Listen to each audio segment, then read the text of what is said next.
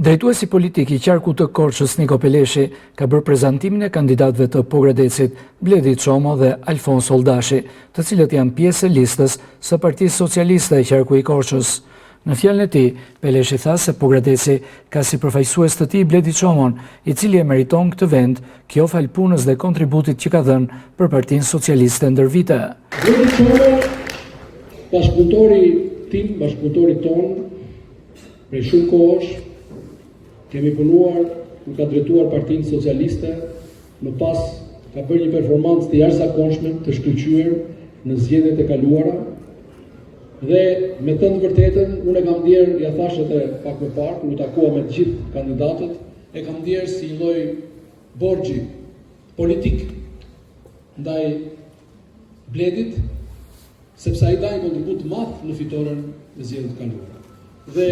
vitet ikin shpejt, shumë mirë që erdhën në këtë ditë, që Partia Socialiste e Pogradecit dhe qarkut të Korçës t'ia kthejë Bledit Çomos atë kontribut në një punë të madhe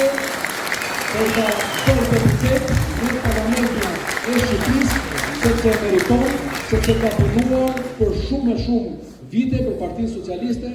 Kandidati Çomo u shpreh falënderues për mbështetjen që I kanë dhënë struktura drejtuese,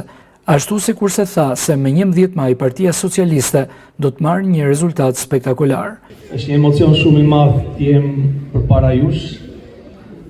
me një sfidë përpara, të cilën do ta fitojmë sigurisht, nuk ka diskutim. Do marrim rezultatin më të mirë, jam I bindur. Kjo falë punës tuaj,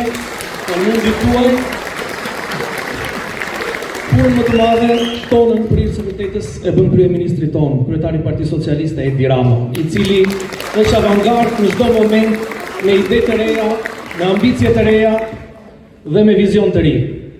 Bledi Çomo rikandidon për herë të dytë për të qenë deputet në Kuvendin e Shqipërisë, ndërsa në zgjedhjet e fundit ka marrë mbi 5700 vota personale dhe këtë herë pretendon të jetë pjesë e parlamentit me votat që do të marrë. Si drejtuesi I Partisë Socialiste,